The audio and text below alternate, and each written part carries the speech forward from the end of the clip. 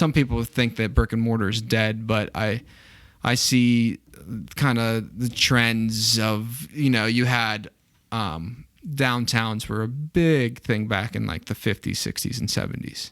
And then the invention of strip malls and, malls that we know today. And now what do you see with malls? They're dead. They're gone. Dying left and right. No one wants this mass-produced something that anybody can have.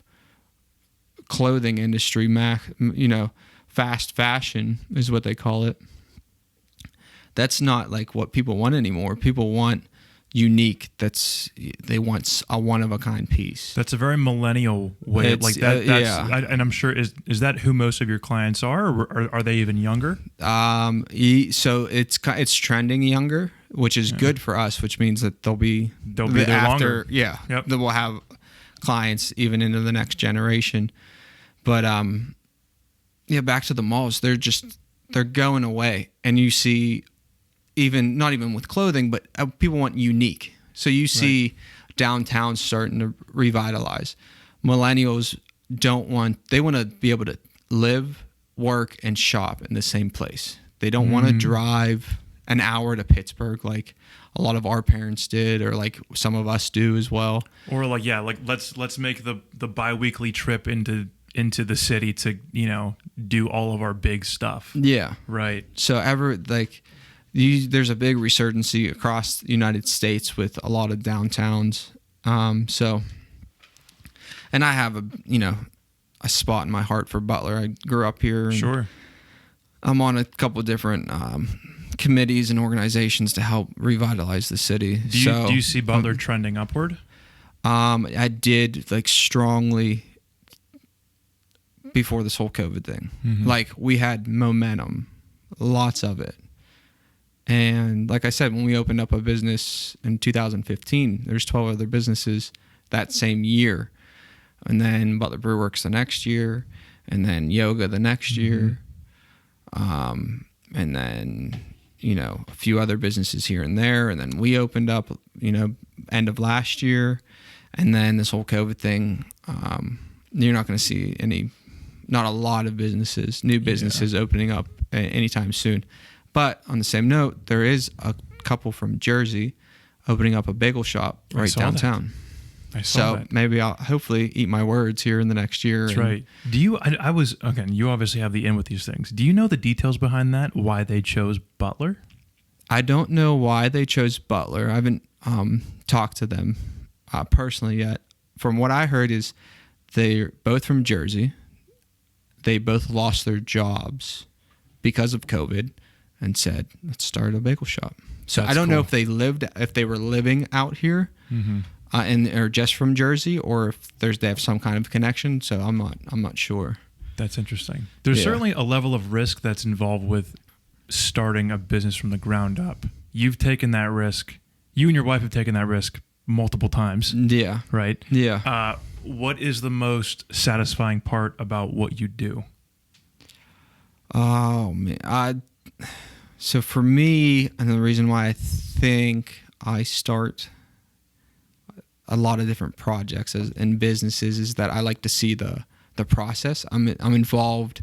I'm obsessed with the process. Seeing something from nothing, literally, there's no followers on Facebook, Instagram, no one knowing who you are. Just taking a concept and seeing it come to reality, I think, is my biggest high I get from it. And what I have to work on is after that happens and you see success, figuring out how to keep that passion burning. Because I see myself not going away, but just not having as much drive towards that particular project. Sure. Are you kind of looking for what's next at that point? Yeah, I think so. Yeah, I think it's all right, what can I do? What's the next thing that I can accomplish? Sure. So I don't know and with the branded thing, it's I haven't found I haven't gotten to that point yet. Right. But I'm sure doing things like moving, from clothing into shoes. Yeah, exactly. And that's how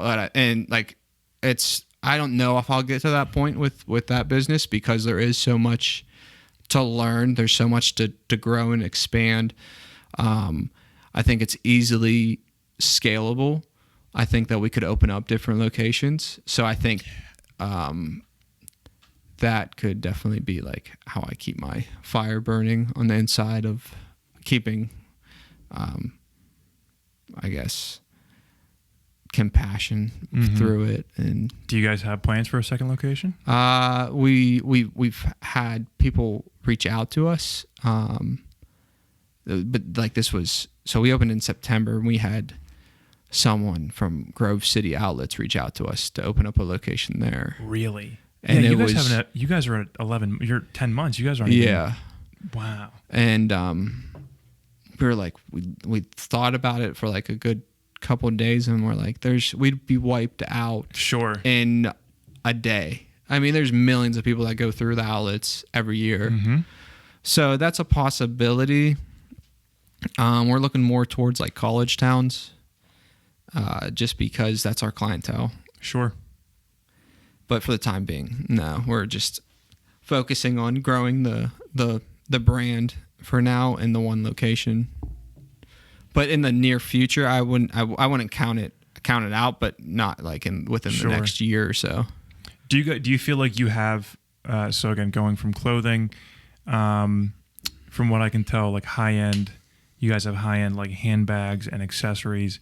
You started doing shoes. Is there a next step to what your actual product is for branded? See, you see a lot of like vintage shops try to start their own brand. Yeah. And I'm not like the whole hype thing. Like we do hype and like Supreme and Bape and Comme des Garçons and like that kind of stuff. Like I like the designer aspect of it. I can Sure. appreciate designer. Like people were like, oh, an Hermes for $10,000. Like why? It's like, well, these artists that create these bags, like look at the craftsmanship that goes into it. I can appreciate that. With like the hype and the Supreme, it doesn't do anything for me. I'm just not big into it. Mm-hmm. So, but yeah, for us, like another step forward, I don't know, honestly. Like I don't know what else we could do. Right. Like I'm sure there's a lot. There's definitely a lot, but like just expanding our inventory base, like having like we probably have the largest curated vintage band t-shirt collection in Pennsylvania, maybe from here to New York. And here we have it in Butler, Pennsylvania, folks.